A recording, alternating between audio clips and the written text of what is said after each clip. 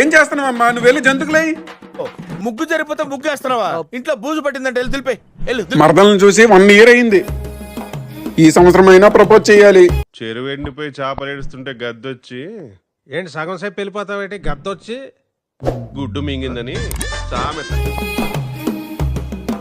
బావా ఊరొస్తుంటే పెట్రోల్ అయిపోయింది. ఇప్పుడేం చేస్తాడు మీ హీరో? అవును బావా, నా దగ్గర చేంజ్ లేదు. సరే 500 పంపిస్తాను, పెట్రోల్ కొట్టించండి.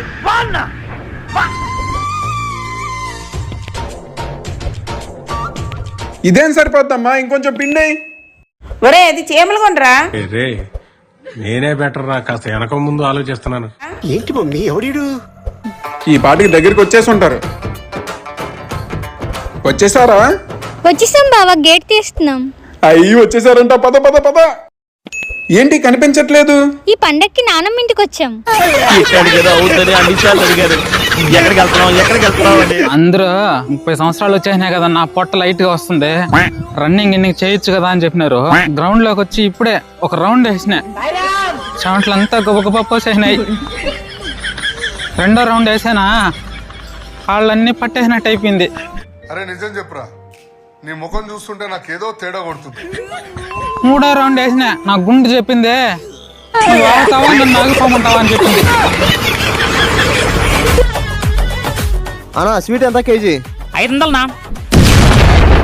ఏం మాట్లాడుతున్నావురా? నరాలు కట్ అయిపోయింది. అన్నా స్వీట్ తింటే షుగర్ రావాలన్నా, అంతేగాని దాని రేటు హార్ట్ అటాక్ రాకూడదు. అయినా అంత రేట్లు పెడితే మా లాంటి సామాన్లు స్వీట్ ఎట్ట తింటారన్నా?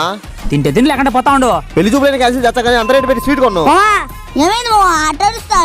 చూడరా ఈరోజు నా పెళ్లి చూపులు రా, స్వీట్ అన్నా తీసుకొని పోతామని వచ్చే కేజీ 500 అంటరా. వీళ్ళందరూ అనేలాగా అమాయకులు కనిపిస్తే అమ్మేయాలి అనుకుంటాడు. ఎవరురా నువ్వు? ఇంత టాలెంటెడ్ ఉన్నావు, సావపోయే ముందు కూడా గొల్లుమని నవ్వేలాగా జోకిస్తున్నావు. అందుకే అప్రమత్తంగా ఉండాలి. అవునరా, నేను కేజీ స్వీట్ 40 రూపాయలకి ఇప్పించారా?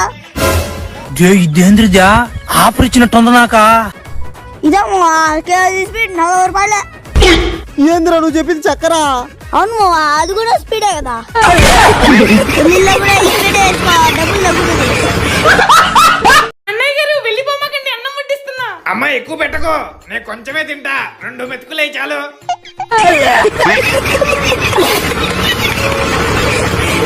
ఆగరా దొంగరా కొక, ఆగరా ఒరే పుట్టుపచ్చలు లొంగి జారిపోతుంది రే, ఆగరా రే ఆగరా. ఎవరికేం చెప్పదే రే, ఎవరు నువ్వు? ఇతనాడు చూసావు బాబు? ఎవరు సార్ వీడు? వాడు పెద్ద దొంగయ్యా. బస్ స్టాండ్ రైల్వే స్టేషన్ లో కూర్చొని వాడంతా పిక్ పాకెటింగ్ చేస్తా కూర్చుంటాడు. వాడు వీడిని పట్టించిన వాడికి 1000 రూపాయలు వాడు కూడా ప్రకటించింది గవర్నమెంట్. బాగా ఎక్సైట్మెంట్ ఫీల్ అవుతుంది. 1000 రూపాయల ఆల్రెడీ నా బట్ట సార్ పట్టించిన వాడే లెక్కిచ్చేస్తారా? నువ్వు వాడిని ఇట్ట బట్టి ఈ చేత లెక్క తీసుకోబో. ఒక్క నిమిషం సార్, ఇదిగోండి సార్. ఇట్లా దొంగ నా బట్ట తప్పించుకొని తిరుగుతారు. పవర్ స్టేషన్ సార్ నా రివార్డు ఇదిగో నీ reward. Thank you gentlemen. Okay thank you sir. Lungi సరిపోతుంది. 1000 రూపాయలు లాభం. అయిందా? బాగైందా? ప్రతిదానికి ఓవర్ ఎక్స్ప్రెషన్. ఇప్పుడు అనండి. నీకు సగం నాకు సగం. నీ పిల్లలకి వచ్చిరా, నా పిల్లలకి వచ్చిరా. ఓకేనా?